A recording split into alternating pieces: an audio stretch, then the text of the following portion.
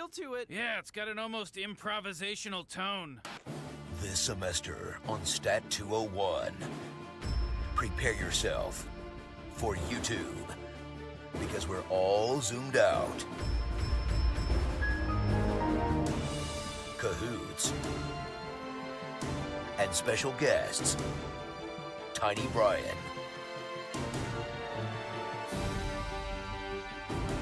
Puppet Shark,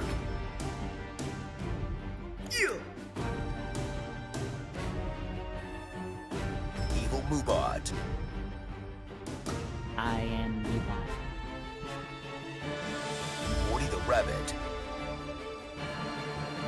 and more. Super Statistics Bros.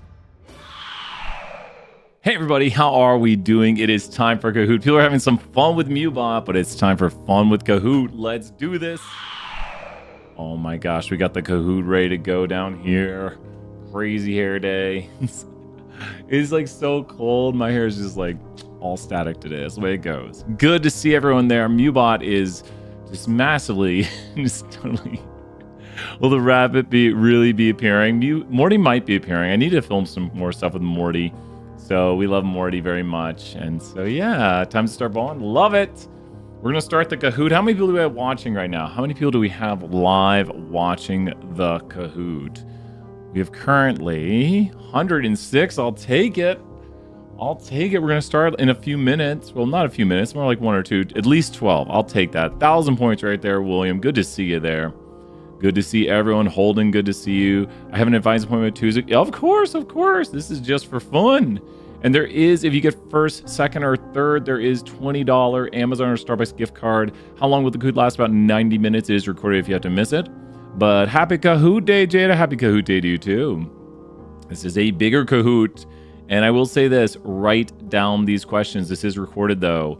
So completely recorded, and then next week we will be reviewing, especially during office hours. Now, how can you find the review material for the test?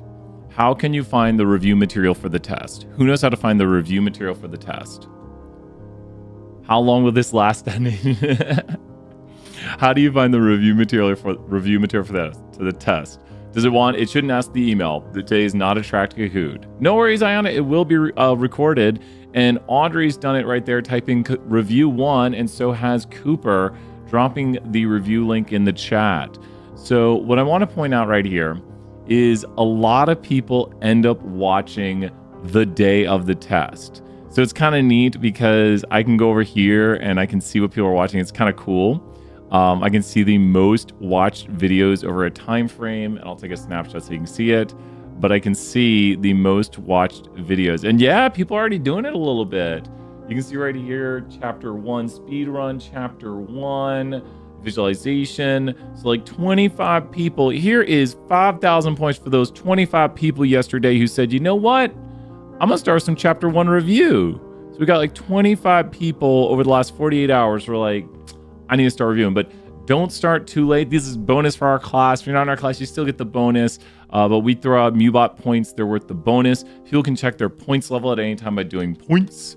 So here's the thing. If you say, I'm going to review, that's not how it works. Who's ever said, I'm going to work out today? And what happens when you say, I'm going to work out today? What happens when you say, I'm going to work out today? You just say it. You're like, I'm going to work out today. What happens when you say that? You say, I'm going to work out today. You just keep saying, like, I'm going to work out today. I'm going to work out today. I'm going to work out today. I slept all day instead. Ryan knows what happens right there. A lot of times you don't. A lot of times you don't. You need to write down that time you're going to work out. I want you right now to do this. I want you to go to this page. Do you see this page right here? Who's got this page open in a new tab? You need to open up this page in a new tab right here. You need to open this page in a new tab. I want you to do this. Go to review 1. Then we're going to start the Kahoot right after this. But I want you to do this because I can't make you review. I can't be like, learn this material. Day 4 out of 4 workouts this week. Yan. Shout out to Yan right there. Great job. I got a 30 minutes core and arms in last night. Try to big, strong. So with this right here, go to this page. I'll be right back. Gotta grab some breakfast. Grab it. And then I want you to write down a time tonight that you're going to study. Now, you don't have to study for an hour. You don't have to even study for 30 minutes. Nice job right there, Yana. And then you can get the other reviews if you go to the review 2 or 3. But now write down a time tonight you're going to study. I'm not kidding. You're like, I'll do it at 7. No, I want you to put somewhere where you see it that you're doing it at 7, 8, 5, 4. Who knows when you're doing it? It's your choice. You're here too, so you've already made the effort. So go ahead, write down that time, when you're going to do it, and then make it happen. When it's approaching, you're like, I got to eat dinner still. I got to watch this Invincible episode because Invincible Season 3 is awesome. I'll watch another episode tonight. Make time to do everything, plan it out. And we're going to be starting here in 60 seconds. Any questions before we get started right here? 60 seconds before we get started. Questions if you got them. I got the timer going with 60 seconds. Any questions? 60 seconds Invincible is awesome. I think Riley knows right there. Oh no! Oh, Blanca, don't tell me. Don't tell me. No spoilers. No spoilers. Is his name Invincible? Time doing this, Kahoot. Nice job holding right there. We're starting in 40 seconds. Severance, the show Severance is really good. I've heard good things about Severance. It's, man, Invincible is just, The Boys is really good too. I mean, his name is, show is Invincible.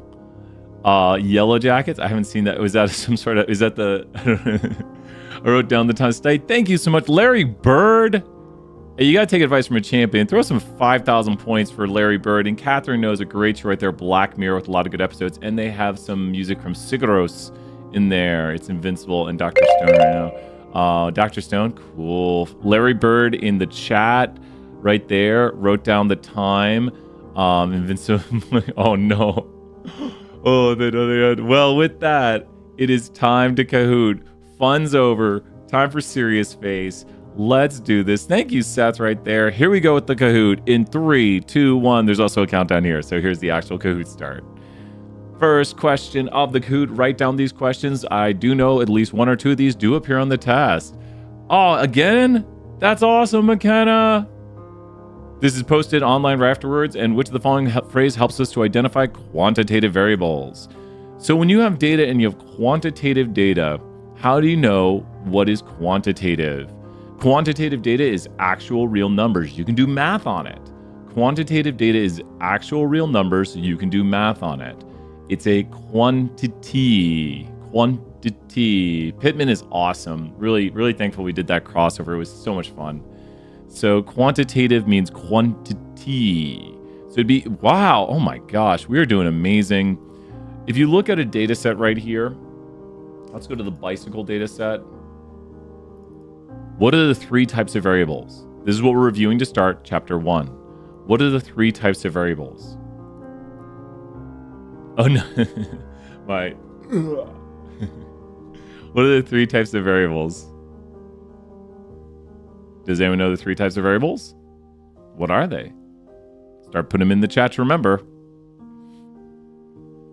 Here's one of them. Categorical, that's categorical. Categorical puts things into groups. So there's categories, which puts things into groups. There's quantitative, which is an actual real number, which we can do mathematics on it, representing a quantity. And Claire getting us another 500 points with identifiers, which are special case what types of variables. Take these notes if you don't have them. I try to think of test questions as I do this, and we do little extra ones. So identifiers are special case whats. Identifiers are special case whats. So this is an identifier right here. You could actually switch it over to one of those right here. An identifier is a special case. What kind of variable? Identifiers are special case what kind of variables? Categorical variables. Ayana, great work right there. They are special case categorical variables. Someone mentioned ordinal in the chat. Ordinal is a type of variable that is categorical that's been put in order. Nominal is a categorical variable that has no order. Continuous is a quantitative variable. And you know what? Let's write these down really quick. So what you have here is you have quantitative, categorical, and within this, I'll make this bigger. Quantitative has discrete and continuous. I'll never learn how to spell that word. When you order pizzas, do you order a discrete amount of pizzas or a continuous amount of pizzas usually? When you order, type D or C in the chat. When you order pizzas, do you order a discrete amount of pizzas usually or a continuous? Or are you like, I'll have 2.1 large pizzas? No. Usually we order a discrete amount of pizzas. Discrete is whole numbers. So you usually see like 1, 2, 3, 4. And continuous can have decimals like 1 point, whatever. That's not how decimals work. I know, right? I used to troll Dominoes, and then I was like, maybe I shouldn't. I do it every semester. Then we have nominal. I never trolled Dominoes. Maybe. And this would be state born in, which has no order to it. And then we have ordinal, which is something like steak preference, which goes from rare to well done in that order. And that is what an ordinal categorical variable means. Then we have special case identifiers. And identifiers are like which one? Hint for the Kahoot coming up right there. With identifiers, how to identify between well, identifiers are categorical variables. Sophia right there, 1,000 points, why not on top of that? Because identifiers are categorical variables. They're what kind of categorical variables? So to Sophia's question, identifiers are categorical variables. They are unique for each and every observation. And they are what kind? They are a special kind of categorical variable. They are unique. And what do you think identifiers do? They are unique so they can what observations? It doesn't quite say it. But the point of an identifier is to what? Say it with me. Identify. Identifiers identify. That's why they have to be unique, and they're categorical variables that cannot, will not repeat. They can't stop, won't stop. Let's look at that leaderboard. We've got right here Brave Finch, Glad Snail, Glad Lion. Oh, there you go. And Dazzled Owl and Rockstar Sable. Next question. Here we go. The University of Tennessee tracks your student number like this. What variable type is this? This is your student something number. It kind of gives it away if I say that. But what kind of variable is this? This cannot repeat. This will not repeat. It will never repeat. Or it doesn't make sense and they can't use it for its purpose of identifying. Continuous variables are quantitative numbers that can have decimals. Quantitative are actual real numbers. Categorical variables put things into group, also known as qualitative. So if you notice, I didn't mention identifier because identifiers are categorical variables that are unique and can never repeat. Great job right there on the categorical variable, which is an identifier. It is technically also categorical, but more specifically, identifier. Sometimes we take a pause between questions to review the material, but we kind of reviewed it on this one. And please ask questions if you have them at any time during this Kahoot. Moira, good to see you. Moira, drop some review stuff in the chat if you want. 1,000 points for Moira appearing in the chat. Give some W's, Moira. As we mentioned, Brave Finch, Glad Lion, Quick Camel, Witty Penguin, Cheerful Mouse. Good work right there. A blank is a group of people or items that we want to understand. Now, this is the group you really care about knowing all of. That's a hint. This is the group you care about knowing all of. This is the group you care about knowing all of. This is the group you care about knowing all of. Oh my gosh. I'm going to get so hungry right here. Pretty good work. But I want us to talk about when you go home for spring break, your mom's going to make these cookies right here. And you're going to say, Mom, I want to understand the cookies. Now, in truth, your mom's probably going to give you a what of the cookies. Your mom will give you a what of the cookies here. Your mom will give you a what? What will your mom give you? A sample. David knows right there. A sample. Now, the sample is not what you want to understand. You actually want to understand all the cookies. This over here is your sample of cookies.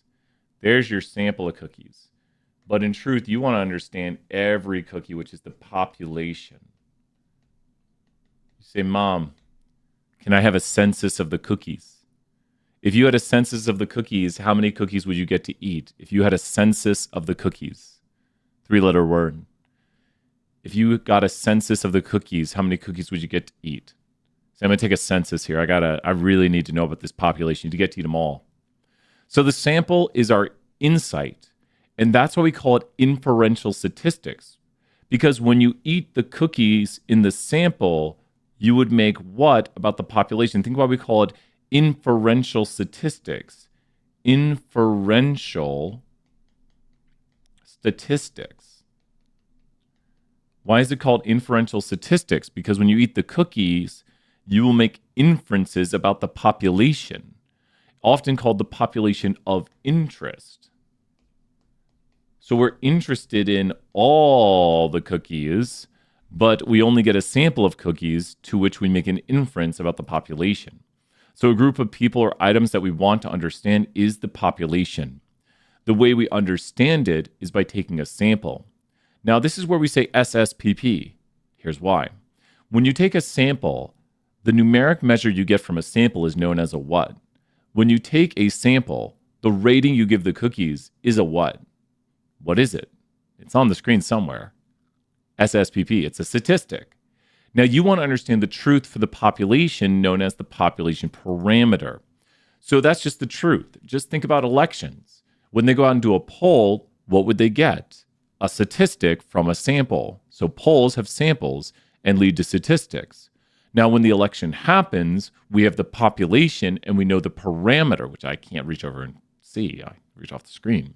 So once we have all the data, it's called a parameter. But when we only have part of the data, i.e. a sample, it's called a statistics. So sample statistics lead to inferences into population parameters.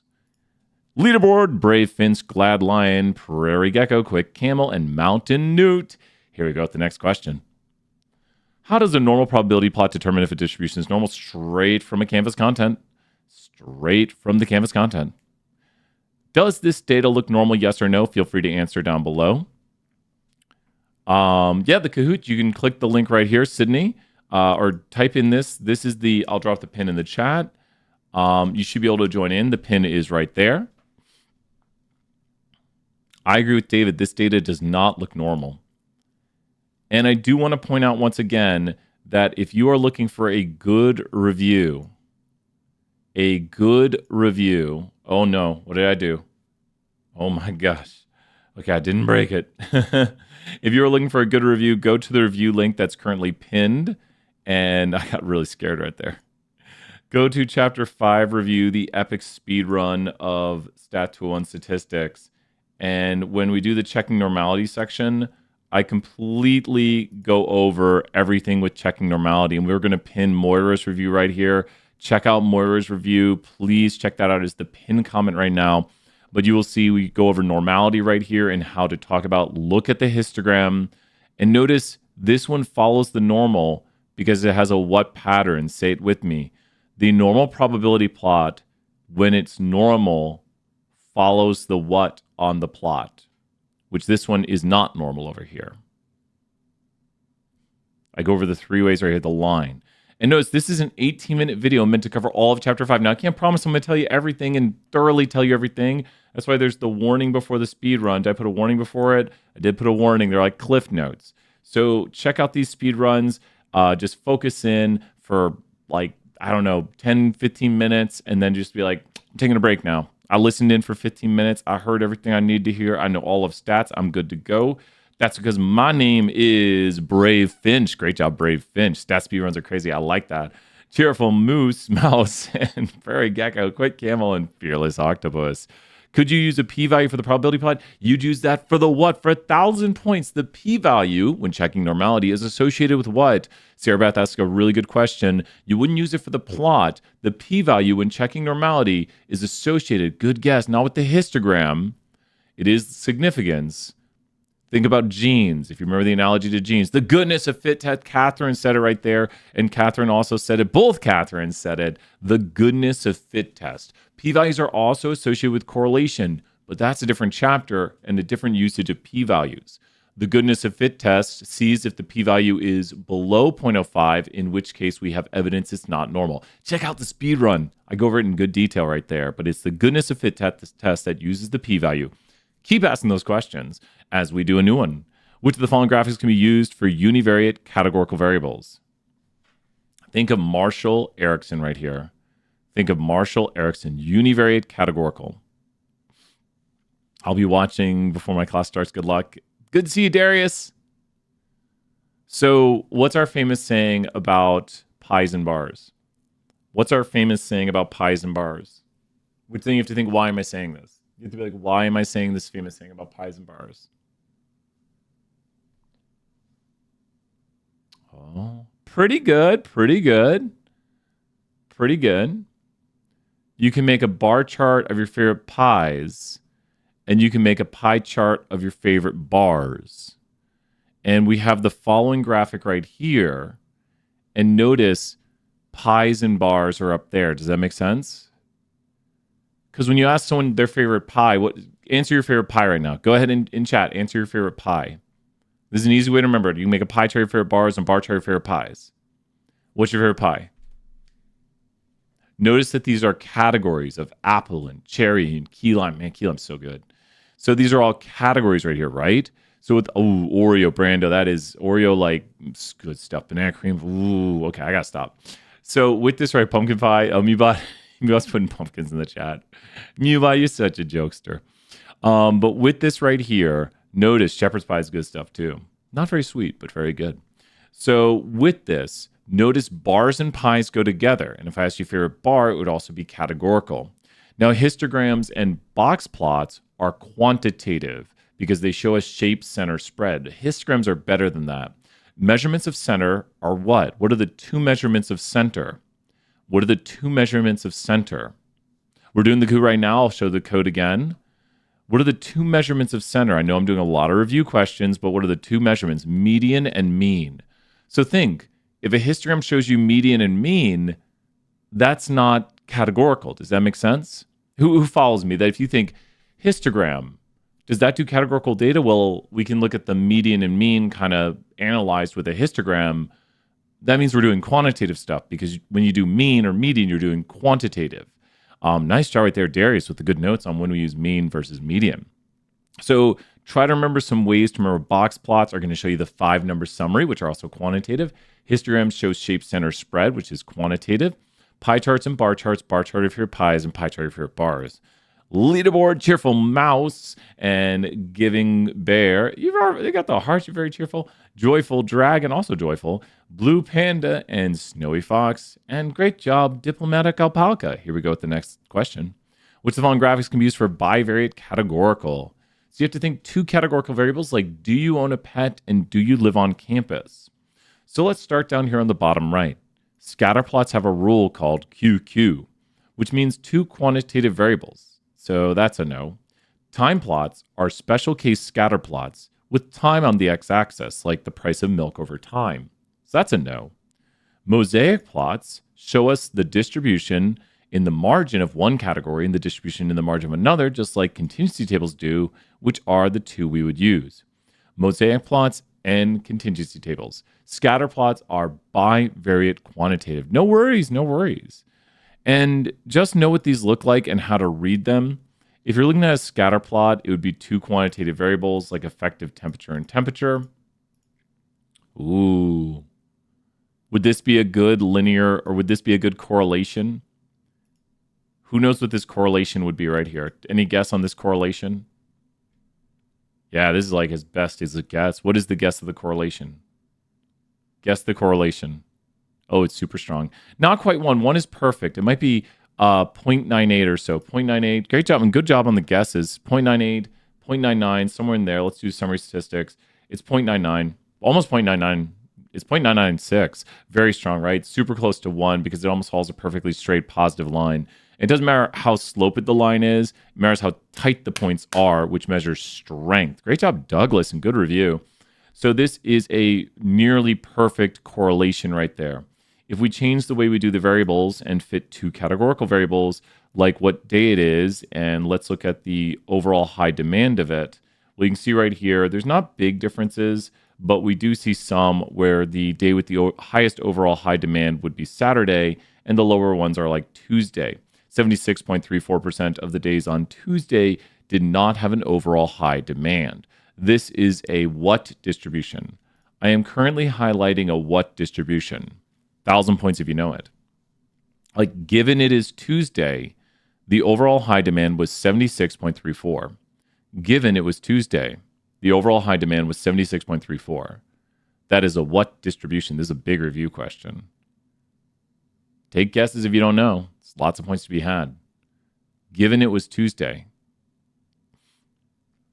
Any guesses in the chat? Let's see. Given it was Tuesday.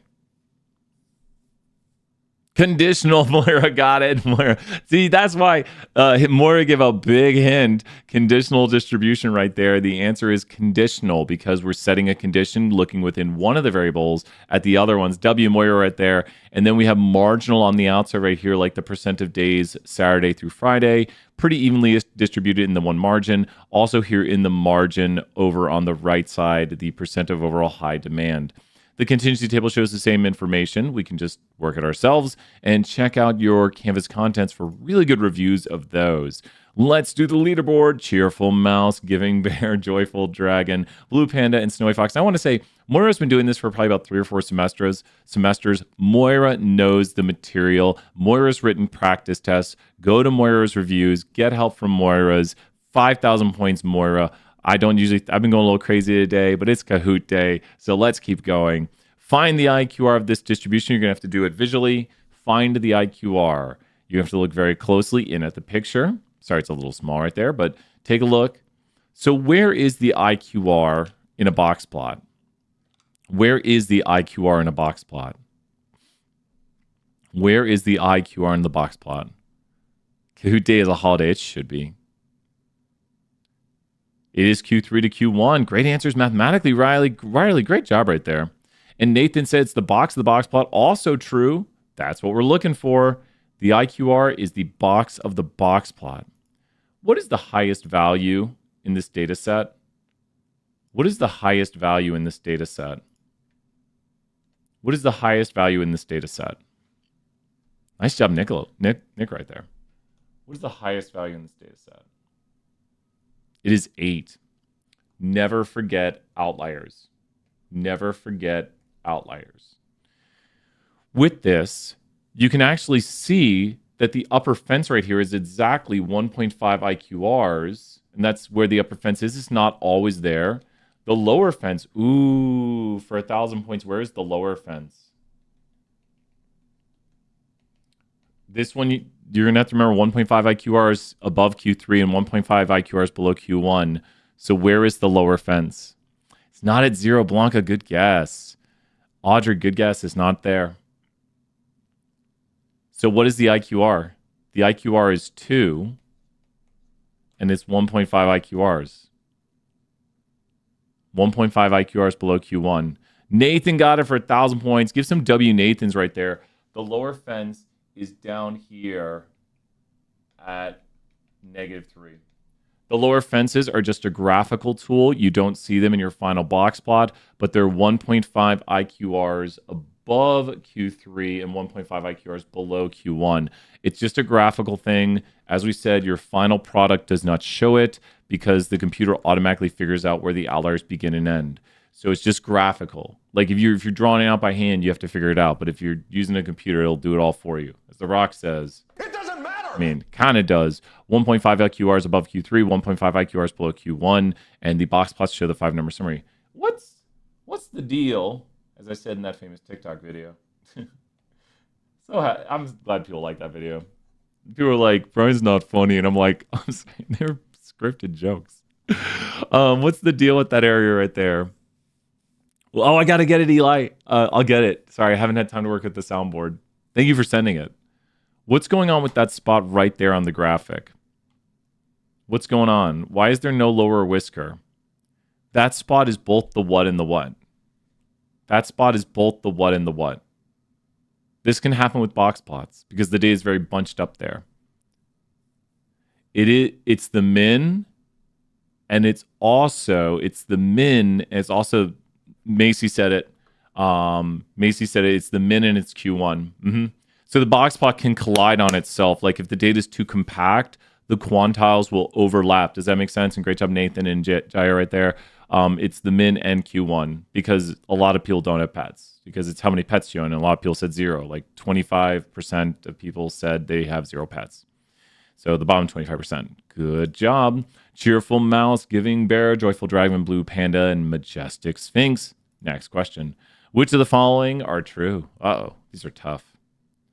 We can use computers to simulate random events. Computers sometimes are needed to simulate complex events. Random events must be equally likely. Humans are good at generating random numbers. We can use computers to simulate random events. Computers are sometimes needed to simulate complex events. Now, on this bottom one down here, I want you to think about the lottery. Winning the lottery is random. Is winning or losing the lottery equally likely? Good job. Some people were tricked. So humans are really bad at generating random numbers. If you ask people to come up with numbers, especially come up with the price, start putting the price of a new product in the chat. Start putting the price of a new product in the chat. What are people going to say? Of course, it's not completely random how things are priced. So what are people going to say? $10, $5, $9.9999. And actually, I love what David did right there. David, I'm going to throw 1,000 points to David because I want to point out what David did. Is if you look at David's answer, David did what a lot of people do when they generate random numbers. You might just rain your hands across some numbers. But a lot of times when people generate random numbers, we'll just take just the number on here. There we go. A lot of times people don't include what number. David, thank you so much, because that's what we oftentimes see. A lot of times people, when they give random numbers, they forget to include what? It's very common that people do this because they're like, they underrepresent what in their Morbin dollars. It's not Morbin time right now. That's after the Kahoot. Then it's Morbin time.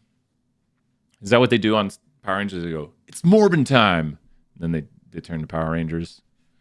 I don't know what's going on. Zero is underrepresented with randomness right there. I didn't even really watch Power Rangers. How did they do it? They did like the thing, right? That's what they did. They didn't do this. They did like, I don't know.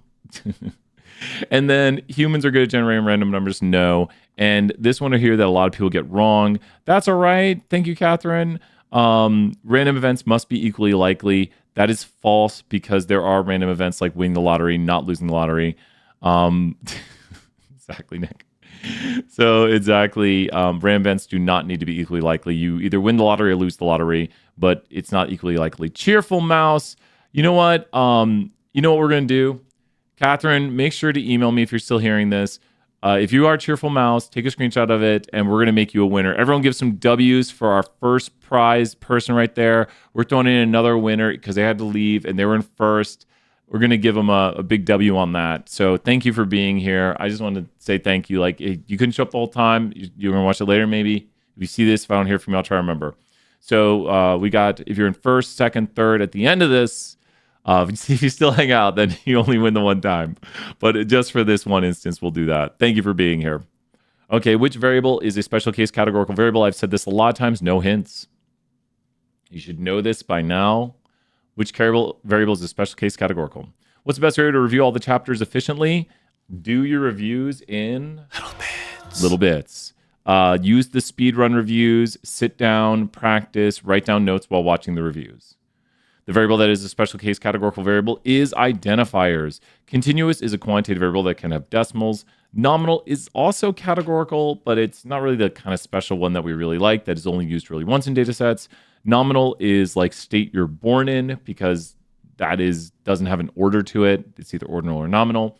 And discrete is going to be when you have a quantitative variable that has whole numbers. There is no note sheets for the test. No note sheet, and there's no formula sheet for test 1. Thank you, David, for asking. Blue Panda, Magic Sphinx, Giving Bear, Cheerful Moose, and Joyful Dragon. Like you order numbers identifiers. Could be, kind of. I mean, ordinal is quantitative with, ordinal is categorical with an order. You enjoy your game, Larry. Thank you for being here, Larry. Time plots are special case whats. We mentioned this earlier. Shout out to Larry Bird in the chat. Time plots are special case whats. And you do see a sort of time plot on here with a multiple series. This is a very, very, it's probably like at time 1, at time 2. It's a very complex plot, plotting 2 different companies. Maybe there's stocks or something. You can look at the stock of company A versus the stock of company B over a month, seeing what's going on. And this is a time plot, and it is a special case scatter plot. I'll try to make it so you can do the individual things. People said dot plots, but dot plots, I'll try to turn that on for you, the individual work afterwards. Dot plots are what?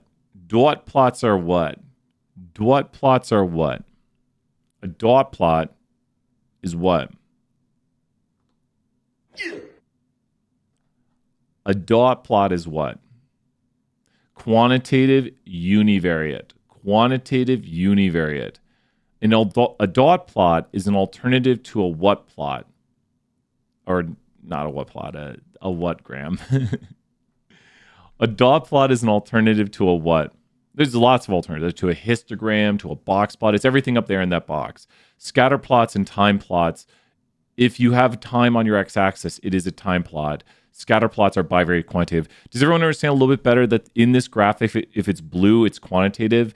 If it's in this region, it's here, it's bivariate. And if it's green, it's categorical. If it's up at the top, it's univariate. So take a screenshot of this if you don't have it. Know these graphics and have ways of remembering them. We don't do logistic regression, and I don't like ring charts, so that's why they look that way on that graphic. Okay, leaderboard time. Here we go. Blue Panda, Majestic Sphinx, Giving Bear, Joyful Dragon, and Snowy Fox. Great job right there, all the players getting an answer streak of 6. Which distribution has the biggest range? Look carefully. I'm not going to give any hints till about 10 seconds are left. You need to look very carefully. You need to look very carefully. Look very carefully. Who saw it? Say it in the chat if you saw it. Say it in the chat if you saw it. No worries, Catherine. Just remember for the test. Just remember for the test. Who saw it? Nathan saw it, it looks like. You saw it. The answer is not the fort. It's not the fort. The answer is campus. Whenever you're looking for biggest range, and remember this for the test, always look for what's.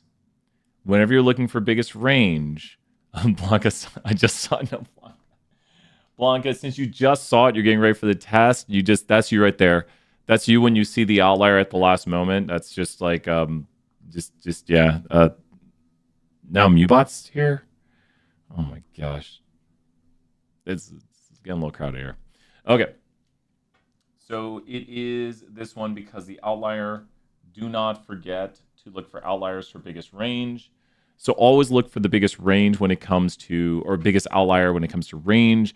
The range is the min to the max, and you always need to include it. If the graphic usually goes down to a certain extent, it's probably because there's an outlier down there. We don't just usually extend the axis further out, even though this goes to 0, which logically graphics kind of should go to 0 sometimes. And so this is the biggest range on the on-campus. Don't worry if you got it wrong. That's why this Kahoot exists, to make sure you get things right on the test. Get it wrong in the Kahoot, get it right on the test. That's how we do it right here. Wow. Okay, Blue Panda, Giving Bear, Joyful Dragon, Rocky Ferret, and Majestic Sphinx. Next question. What is the best measurement of spread for this distribution? The answer is shape center spread. Shape center spread. Whenever you're looking for spread, there's only 2 answers. Kind of similarly, Amelia, kind of similarly, if I mispronounce anyone's name, please let me know. There's the test questions are like Canvas content. The test questions are like Canvas content. Since this says spread, what are the only 2 possible answers? Since this says spread, what are the only 2 possible answers? Don't worry if you got it wrong. But since it says spread, which you can kind of see, ooh, don't worry, IQR and standard deviation.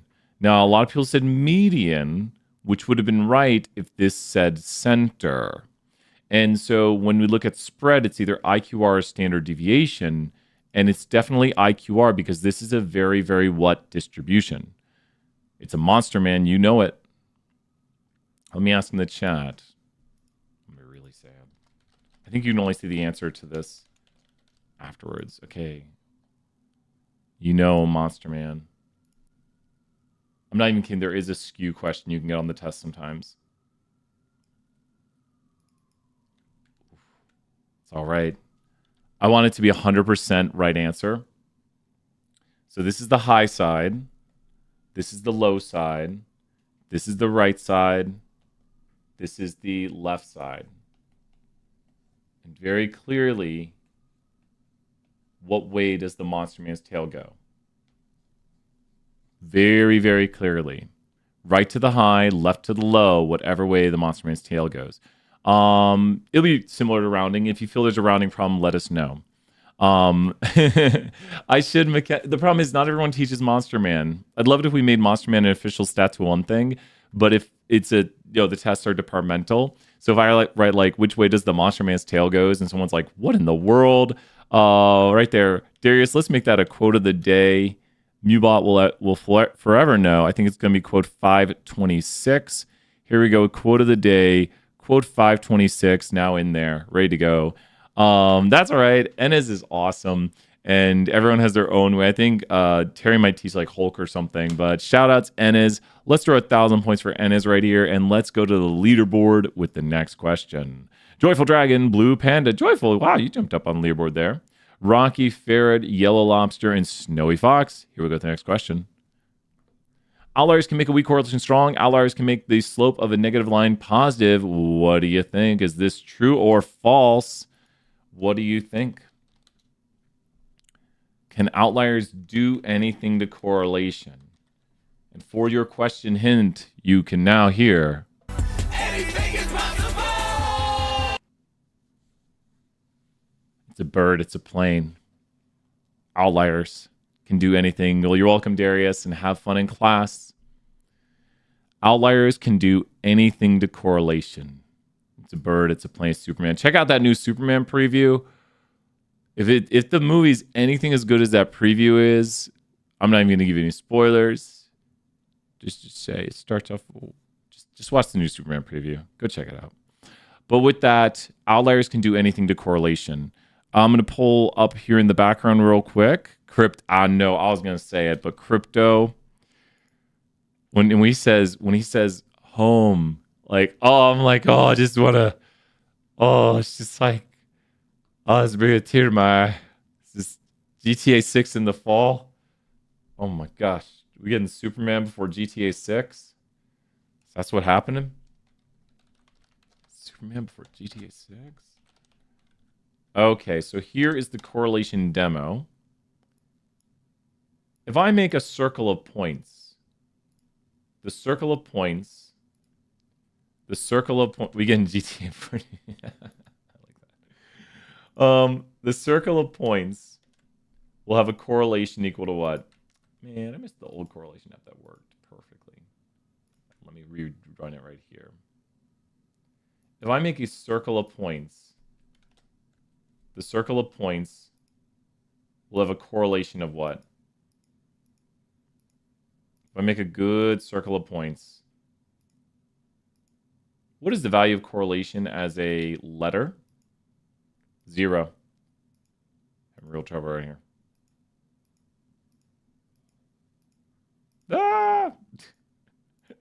There we go, 0. With this, now if I put 1 point over here, what do you think the correlation is going to become? If I put 1 point way over here, what's the correlation? It's 0 right now. The correlation is 0. If I put 1 point way over here, it won't quite be 1. It'd be hard to make it perfect, but it's going to be like 0.86 or so. 0.94. Good guess, Sarah Beth. Yeah. How about if I put the point way down here? Now it's negative 0.7, and I might not be able to see it. A line of points will have a perfect correlation of what or what? A line of points will have a perfect correlation of what or what? A line of points will have a perfect correlation of what or what? The answer is right there. 1 or negative 1. And now put a point over here, and now the correlation is 0.2. And now the correlation I did in 207, I got it perfectly 0 in one try. I'm not even joking. I'll show you the tape. There goes 0. So we went from a correlation of negative 1 to 0. So what can outliers do? Anything is possible. What can outliers do to correlation? And I'm saying this to you because you could get a test question that says, outliers can make a weak correlation strong. Outliers can make a strong correlation weak. Outliers can make a negative correlation positive. Outliers can make a positive correlation negative. If you're hearing these questions right now, if you see them on the test, what are you going to mark true, false? Outliers can make a positive correlation strong. Outliers can make a negative correlation positive. Outliers can make a weak correlation moderate. Outliers can make a moderate correlation negative. Outliers can make a negative correlation positive. Whatever. Doesn't matter. Outliers can do anything to correlation. Get ready. Joyful Dragon, Blue Panda, Rocky Bivariate, Yellow Lobster, Giving Bear. Next questions. Outliers can do anything to correlation. Outliers can dramatically impact the IQR and median. Outliers can impact the IQR and median. There's the outlier Superman right there, trying to impact that kryptonite, looking like a interesting watermelon or something. But can outliers impact the median? As in, your boss who's already making $10 million gets another $10 million raise. What happened to the median salary at the company? 3 people are in a line. Person over here moves further away. They go, whew. The median is still in the same spot. So the median and IQR are not impacted by outliers. That's why we use them. Just think theoretically. Data that is skewed, we use the median and IQR because the median and IQR are not impacted by the what? Data that is skewed, we use the median and IQR because the median and IQR are not being impacted by the what? So when we have skewed data, we use the median and IQR because the median and IQR are not being impacted by the what? But pretty much Douglas has it right there, by the outliers, by the skew. Exactly. But it was, yes, David, 1,000 points, David, right there. W. Davis in the chat. David said, but if it was the mean and standard deviation, they would be affected. Yes, that's why we don't use the mean and standard deviation, because they are affected by skew and outliers. Does that make sense? He's wearing lead. Then that's if he's doing like a trimmed mean. That is Superman wearing lead right there. Is the trimmed mean? Only see, that's where I walk in and tell stats jokes that no one gets. It's a sad day right here. It's whatever. Okay, I'm just gonna crack up. I have fun. I hope you have fun. Blue Panda, Rocky Ferret, Yellow Lobster, Joyful Dragon, Giving Bear. Here we go. What is the Q3 for this data set? Go ahead and tell me. Q3 is at the where of the where. Q3, a lot of people are getting this pretty quick, I think. Some people get it wrong because they think Q3 is in a wrong spot, but there are test questions that say compare Q3s. So you do have to know where Q3 is at pretty quickly. It's the what of the what. You should definitely know this very quickly. Q3 is the what of the what. Top of the what? Not top of the morning. Q3 is the top of the what? Q3 is the top of the box. Q3 is the top of the box, the end of the box right there. This is the highest point that is not an outlier. Sometimes people put that right here. You know, it's 22. That's all right if you did. We're throwing you some points. Keep playing if you're losing. If you're losing, don't leave. You're learning. If you're losing, you're learning. If you're winning, what's the point? You can leave. Please stay. Everyone just hang out. We'll keep playing. But the top of the box is where Q3 is at. The bottom of the box is Q1. Also, we mentioned the min is overlapping right there. Leaderboard, Rocky, Ferret, Yellow Lobster, Joyful Dragon, Giving Bear, and Dazzled Owl. Next question. Which of the following is not a condition for correlation? Figure it out. There are 3 conditions for correlation. The 4th one is a condition for regression, which we will be doing later on. To do correlation, we do QQ. I say QQ. And QQ means quantitative. So one of these conditions means that. Now, we're going to add a line to the data when we do correlation or talk about the linear relationship. So one of these conditions, the max, I can show that right here. Lauren, I'll go into detail on that next one. Thank you, Lauren. So the one that is not included for correlation is the plot doesn't thicken. That'll be used in Chapter 7 and Chapter 8 for regression. But we do not want outliers. We want it to be a straight enough relationship. And we want quantitative variables. QQ straight enough, no outliers. Those are the how many conditions for correlation. I'm going to pin Lauren's comment. Those are the how many conditions for correlation to properly do correlation, to have 2 quantitative variables. And let's see that, and we'll see another example here. Does anyone know? William's wondering right there. I know, I like Chapter 5 is my favorite, maybe in the whole class, I'm not even kidding. It's a very fundamental chapter to learning statistics. And so you have to have 2 quantitative variables. So everyone see that? That's the first condition to make a scatter plot.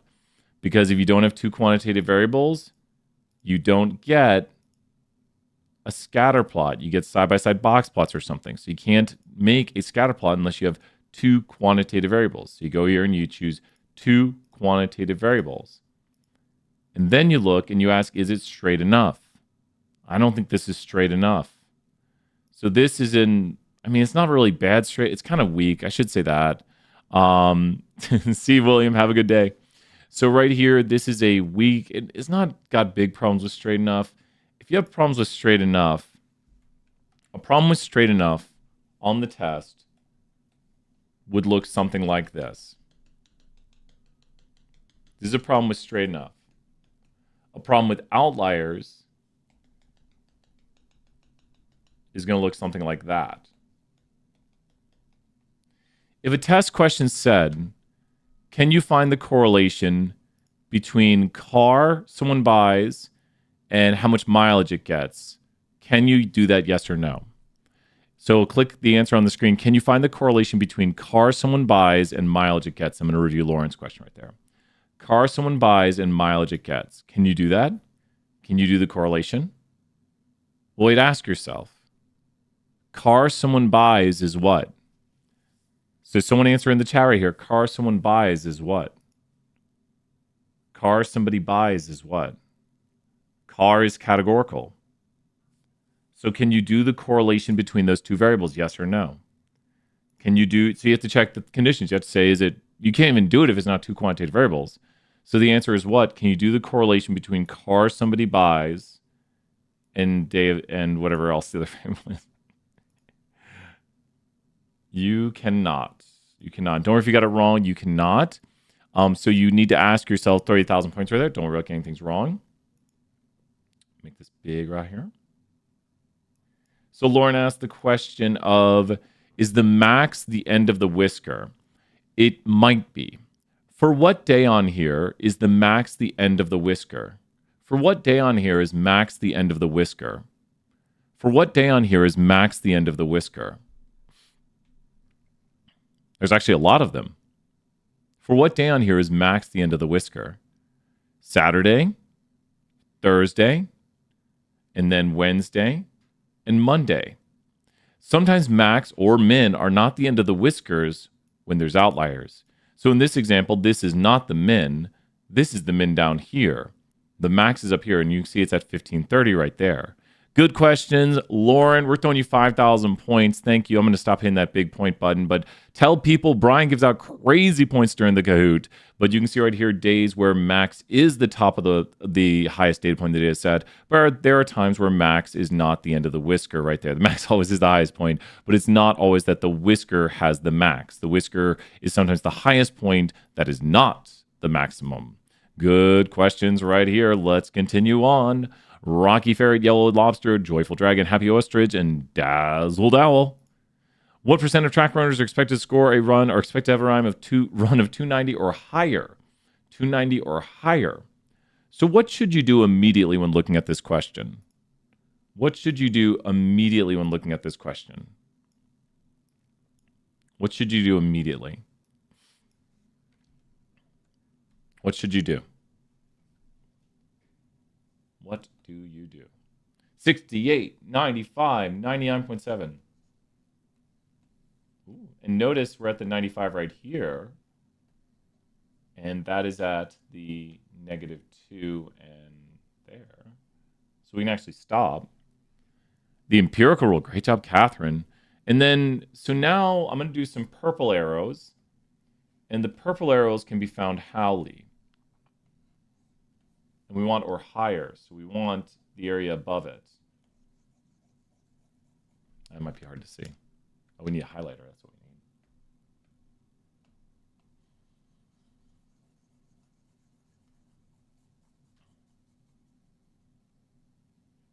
So how do I get the purple arrows? If 95 is on the inside, what is total on the outside? If 95 is on the inside, what is total on the outside? If 95 is on the inside, what's total outside? 5%, 2.5 on either one. We take the 5% and cut it in half, so what's the answer? I mean, there's a lot of ways to get this right now. So who knows the answer to this question? What is the percent of area above 290? And Catherine said it right there. Great job, Catherine. You are right. It's 95 plus 2.5. Or you could do 100 minus 2.5. It's many different ways to work it, and there's a lot of different ways. So great answer. 97.5 is the answer. Really good. Wow. That is, I'm actually shocked. I'm actually very impressed. W. Catherine, everyone in the chat. Thank you, Sophia. Congratulating people. I like that. Rocky Ferret, Joyful Dragon, Happy Ostrich, Dazzled Owl, Captain Bear. Next question. What percent of area on the graph is shaded according to the empirical rule? Okay. Ooh, what's that? It's actually way easier than you think. Take a moment, just take it in. It's way easier than you think. It's way, way, way, way easier. Okay, let's show how to solve it. What solves did people do on this? Remember, we do give away some answers, so you can always wait around and get some right answers. Daniel, what solves did people do? How about this one? That's a solve. Tell me which solve you did, which color solve you did. Here's another solve. So this would be, yeah, that's another solve right there. And then another solve would be, I'll go some green right here. Yeah, so Margaret, you did the orange solve. The orange solve is to say the whole area is 50 and subtract off the 2.5, leaving 47.5. And then the purple solve, which some people might have done right here, 95 divided by 2 is the purple solve. So you take 95 divided by 2 is 47.5. So that'd be 47.5. They're all 47.5. And then the green solve is down here where you take the individual segment solves. And that's if you've broken the curve apart in individual segments, it'd be 34 and 13.5. And once again, took half. Exactly. That's probably one of the quickest solves you could do right there, to take half and get 47.5. And I'm sure there's other solves that are even wackier, but these are the different solves. If you can solve it one way, you're good to go. But it goes to the 95 rule of 68, 95, 99.7. I bet people did really good. Pretty good, pretty good. I like it. I like it. Let's go on to the leaderboard. Rocky, Ferret, Joyful Dragon, Dazzled Owl, Happy Ostrich, and Captain Bear. Next question.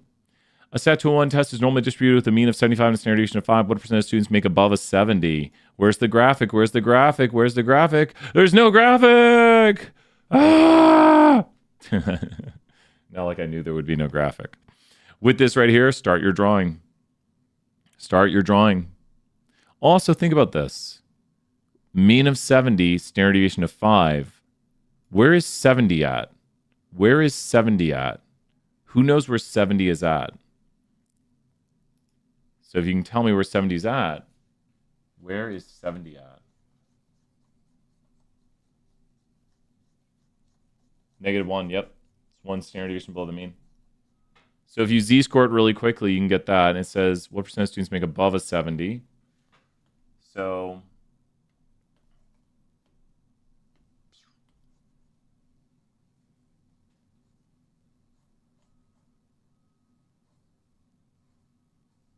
trying to redraw it. And so we'd go right here. And we would go 75, 70, go here, and do the area between is 68. And then the area above is 16% because half of 32.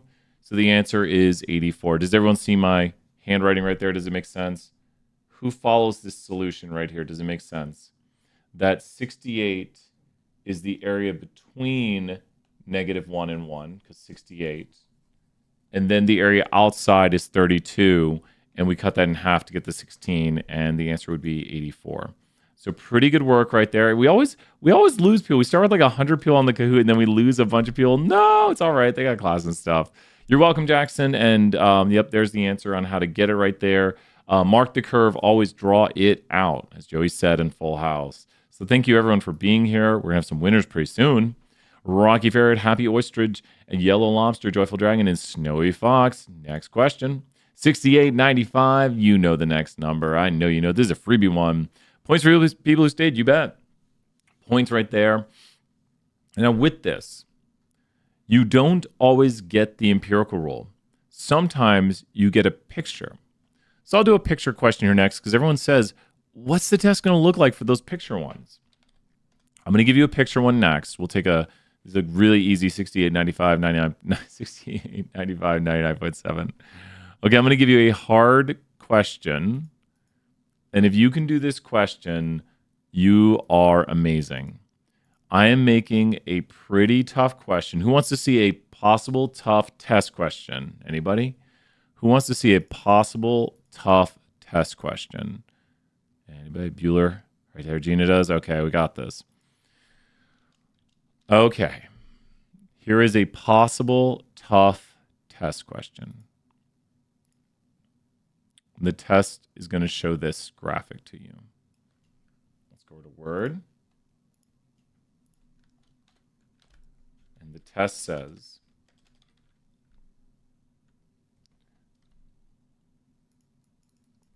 the Statua 1 test had a mean of 80 and a standard deviation of 10. You scored in the 90th percentile.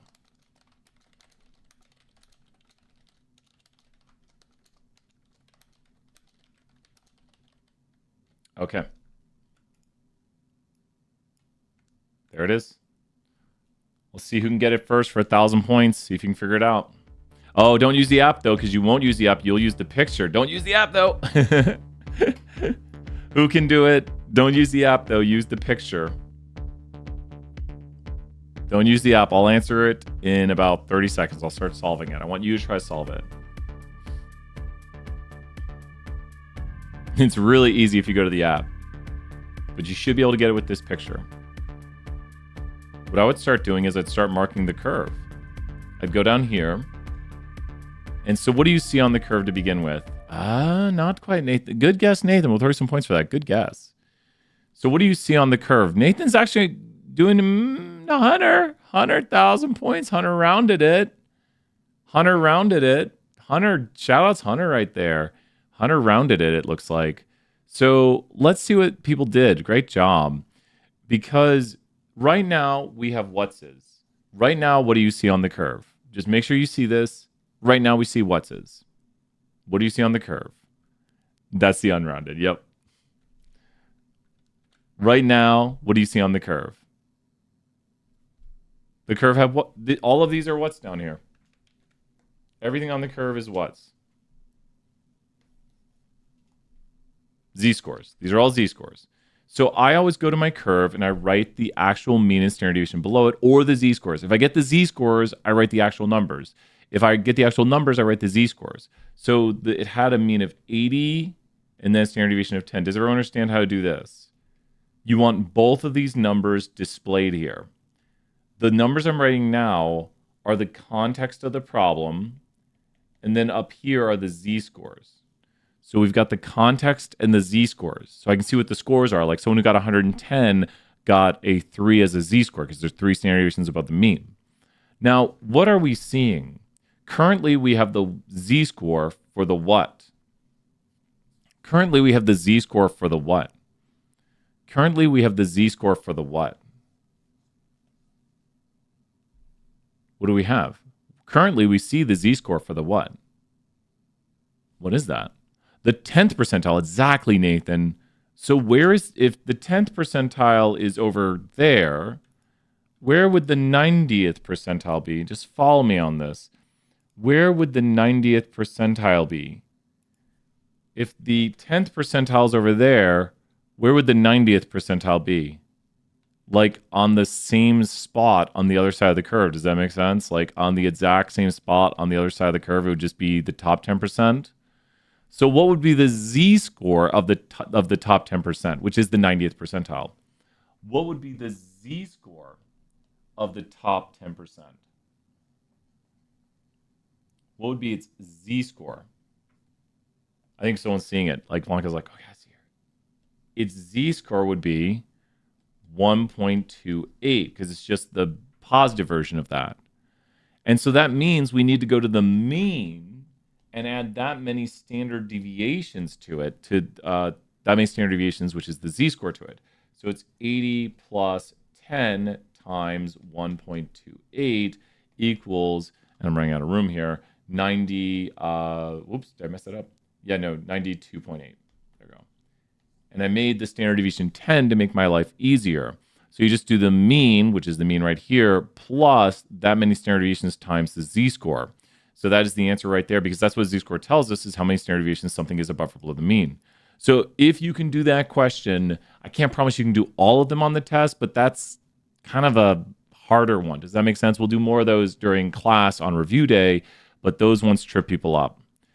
Leaderboard, Rocky Ferret, Happy Ostrich, Yellow Lobster, Joyful Dragon, Snowy Fox. And if you win, please say Starbucks or Amazon. When you email me, say, hey, Brian, I want a Starbucks card. I had a problem over Winter Mini where it wouldn't let me send Amazon cards to UTK emails.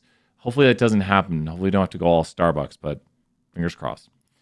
And now lightning round. Wait, it is Tuesday, I believe. We'll double check. I believe the test is Tuesday. Oh, no, it's Thursday. It's Thursday, right? Oh, my gosh. The test is February 25th. So it is Tuesday, right? It is Tuesday. It is Tuesday. That's why I never say the test days out loud. It is Tuesday. Mm-hmm. Sorry, that's why I never say it. It's on the syllabus, and I'm always afraid to say things lest I get it wrong. Yeah. Did I say Thursday? If I said Thursday, 1,000 points, misspoke. Do you record your class videos? We record them. Yep. And here we go with the next question. An ordinal number, hint, is a quantitative variable that has been put and sorted from ascending to descending order. David Review Day. So with this right here, an ordinal number, what did we keep saying about ordinal variables throughout here, like stake preference or military rank? David's got all the answers right there. What did we say about stake preference or military rank? I would write this question down. Not like I've ever seen it on the test. Not like this is a literal teaching to the test moment. What is wrong? Why is this false? I put this in the Kahoot for a reason because I don't want you to get this wrong if this appears on your test. What is wrong about this? What is wrong about this? Military rank. Stake preference. Ordinal variables are categorical. Ordinal variables are categorical. Did everyone hear that? Great job, Kiko, right there, and Kate and Elizabeth. Ordinal variables are categorical. They're not quantitative. They're like stake preference. That's why I kept saying I didn't want to say the answer. I wanted you to be like, oh yeah, they're stake preference. They're military rank. They're things like that. So they're not quantitative. The last part is true that you can put them in order. You don't have to put them in order. They just have an inherent order to them, like rare, midwell, midwell, well. Stake preference is ordinal and it's categorical. Next question with Rocky Ferret, Happy Ostrich, Yellow Lobster, Joyful Dragon, and Snowy Fox. Here we go. Quantitative variables must be numeric. A quantitative variable must be numeric. True or false? A quantity must be numeric. What are your thoughts on that? We're going to have such an awesome Kahoot Island after this. If you haven't seen Kahootopia, you're about to be in for a treat. So quantitative variables are actual real numbers. We can do mathematics on them. That kind of answers the question. So in your notes, you want to have quantitative variables are actual real numbers, and we can do mathematics on them.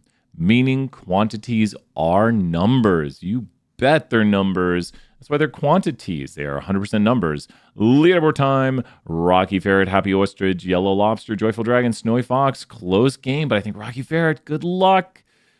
A variable that consists of numbers is always quantitative. So if you use numbers, it must be a quantity. And think about this. I say you're in group 1, you're in group 2, you're in group 3. And you say, my group's 2 more than yours. It's like, huh? And then someone looks at their student ID number and they say, my student ID is 58, blah, blah, blah, blah, 5844555. You say, well, mine's 10 more than yours. Your ID is 10 more than mine? Is it really 10 more in terms of a quantity? No. Identifiers can be used as numbers. Categories can be used as numbers. As in, you can have group 1, group 2, group 3. That's not a quantity of group. It's just a group identification. It could be group ID. Just depends on how you use it in the data frame. It could be an identifier or a categorical variable. If it never repeats, it's an identifier, and it can't repeat throughout. As in, you might have data on each of the groups, but if each of the group members is reporting and they report group 1 would not be an identifier. That would just be a category of people in group 1. The identifier would be like Brian in group 1. As long as my name doesn't repeat, then it's got to be like Brian S in group 1. And if there's another Brian S, then we got to be like Brian S1 in group 1, because then that's my identifier, because then it doesn't repeat. So with that right here, let's go check out the leaderboard. Rocky Ferret, Yellow Lobster, Joyful Dragon, Snowy Fox, and Captain Bear. All those points in the chat. I think we gave out how many points did we give out today, everyone? Tell people Kahoots is where it's at. A lot of people leveled up during the Kahoot. We got Keep It Fresh, Keep It Fizzy level. We got Cooking with Droove level right there. We got Rocky Horror, Happy Halloween level. I think that's one of the highest levels. Shout outs Katie right there. Rooting for you, Joyful Dragon. 4 million points? Haven't yet. Let's go to the next question. A bar chart is a good way to visualize an identifier. Why do identifiers exist? Why? Look at that pivot chart. What are you making there? That was ridiculous. Why do identifiers exist? They serve one purpose, and the purpose is not to graph them. Notice on this chart, you don't see identifiers, even though identifiers are special case categorical variables. So identifiers are there to identify. You're not really going to be graphing identifiers. That's not the point of them. We got Cassidy's awesome level and Jason's Jamboree level. There's so many levels. So even the higher levels are even cooler. I think the levels go up to like 70,000 points. I'm trying to make it so across the whole semester people can get to the top levels. No. Send messages. Let us know where you're at. Smoky level. I think that's pretty high level. Last question on the Kahoot. We don't graph identifiers to this one. You do not graph identifiers. And final question. We're having a little bit of fun. The final question: will Rocky Ferret keep in the lead, or will Majestic Sphinx take over? There's sometimes good reasons to remove outliers. Sometimes good reasons to remove outliers. The answer is yes. You must always justify it, though. You must always explain why you're removing the outlier. You must always talk about the outlier. You must always give reasoning. You can remove outliers. You never exclude them and don't talk about them. We always talk about outliers. We give them context because all data needs context. We're going to have our special announcer. Oh my gosh. Here. Hey everybody, it's my time. I'm Tiny Brian. Woo! Tiny Brian here. Let's go to the leaderboard in Kahoot Island. Tiny Brian, whoa! Oh my gosh. Joyful Dragon in third place. Email Brian right there. And Yellow Lobster, make sure to email Brian. What's up, Jackson? I'm Tiny Brian. And Rocky Ferret, great job right there. Let's check out our Kahoot Island. Woo! Oh my gosh. Do we get another house? More living space on our island. Do the houses change? Level up our classic grade. Thank you, Megan, right there. I appreciate it. Making history play Kahoot about social. We did social studies today. I didn't even know that. And now we have a social studies hall. Thank you, everybody. And we're getting Kahoot level 6 island. Oh my gosh. We got to keep leveling up. With that, I'm Tiny Brian, and I'm out. Woo! Tiny Brian's a crazy guy. $20 in the bank. Oh, comically large, Brian. We could do that too. I wanted to do like a Mario effect where I go doot doot doot, and I've thought about that. I could almost make that a happen. Like I'm trying to think of how to do that. Not that all these are effects and that's not real. Mubot, you want to say hey? Good luck for the test, everybody. My voice looks to be too loud. Is it too loud? Oh, is Mubot on a different audio input capture? Was that too loud? Mubot's on a different audio input capture, I think. How is he doing that? How did he do that? Was Mubot too loud, everyone? Beast Team is at UTK. Nathan, great job. Beast Team is at UTK.edu. Never seen Mubot and Brian in the same room.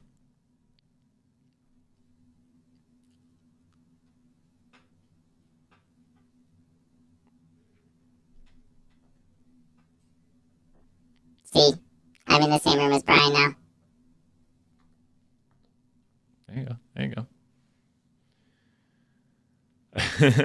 Beast Teams at utk.edu. So with that, we will be doing more reviews on Monday, and we will be doing more reviews on Tuesday. So please swing by. Really? You really think that? You think that? People come up with all these theories. I am Mubot. Oh, look at that. Look at that. It's almost like I can talk and Mubot can talk at the same time. Like, I am there Mubot. you go. There you go. Magic. Conspiracy. People just have these crazy theories about this class. This is making stuff up. Like, I'm talking from Mubot. Because I decided to leave the room and take a break. Can I not have a break? Myth busted. I'm kidding. No, I really want to say this. Like, I'm so glad Pittman gave us another shout out. We're hosting fucking Guild concert soon. You gotta come. Well, tell me where it's at. I might swing by. I really love I joke about like taking a break, but this is I love the fun of this class. Like someone commented on Reddit that they missed this class, and I told them try to find fun in everything you do. Come to Pittman's class again. Well, if he invites me, I'm already shocked that I think told everyone Wombat to take your class. Thank you, Megan. Shouts Wombat. I've got the thing on my door. Wait, watch this. On my door right now.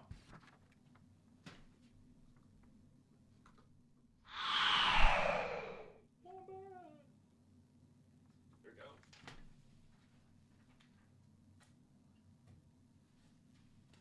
we go. Shout out Wombat right there. Big supporter of women in business analytics. So especially my sister, she's not in business analytics, but she does marketing. She runs New to Knox. So check out New to Knox if you haven't seen New to Knox. Just giving a plug for my sister right here, because great stuff. Like, it's awesome. Do your thing. Like, I love it because I think you just need a support network when you're doing business. You need people who can help you out, people who have been there, and the more people you have on your side, like whoever you are, whatever you're doing, if you have a support network, you're more likely to get it done. So really like that we have all these. Yeah, New to Knox. Yep, that's my sister. So, well, she's one of it. Emily Stooksbury and who's the other? Barry, I think Barry. Maybe I'm wrong. Bailey. Why did I say Barry? But no, really proud of her, and she's done so many cool things. Any last questions before we head off right here? Tell Pittman I could swing back by. Be like, hey, say invite Brian back. And Pittman, we should do more collabs. I just messaged him over a weekend, and I was like, hey, you want to do a collab? And he's like, you bet I do. And I was like, that's awesome. And then we just made it up and we did it. So shouts to Pittman right there. Really fun, really interesting. I'll shout you out to Pittman. What are you guys learning about right now? Like, I wanted to like sit in on class. I had to go, but I wanted to experience the full class because it just seems like who would skip a class like that? Even though I was like, no worries, Maddie. Good to see you here, Maddie. You're welcome, McKenna. Like, baseball team came by and made TikToks with us. Oh, that's so cool. I have the honor of throwing out a first pitch later in this season in April. You're welcome, Blanca. Somebody throwing out a first pitch. They should get Pittman to throw out a first pitch. They should do that. You're welcome, Colton. So maybe I should like go to throw out the first pitch, and Pittman should just tackle me and like take the ball and throw the first pitch. We shouldn't do that. But Texas A&M, yep, the Texas A&M Sunday game, I think. And I bought 6 baseballs, and I'm gonna like give them to like kids or something because I'm gonna hang on to like 1 or 2 baseballs afterwards. That way my nephews come over and like be like, hey, let's toss the baseball. Because when you're a little kid and you go to a baseball game, like that would be a viral video if Pittman tackled me. Like the UT baseball gets word, they're like, yeah, we're doing that. You're gonna get tackled now. I just wanted to throw a first pitch. Come on, guys. But we want to have some fun, make education interesting, and that's how you get people interested in what you're doing. You try to bring some joy to it and some entertainment, and I hope we've done that here for you. So with that, it is time to go. We'll do one of our fun outros right here. So if you haven't seen one of our fun outros, we didn't do this right here. We'll do this one. It's one of my favorites. Bye for now, everyone. Bye.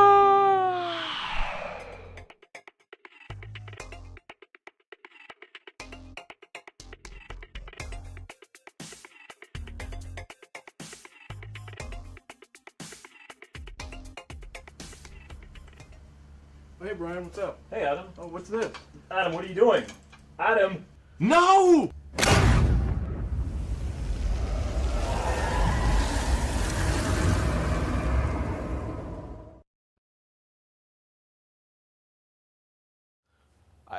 Guys, I'm Jason. Brian's gone. I don't know.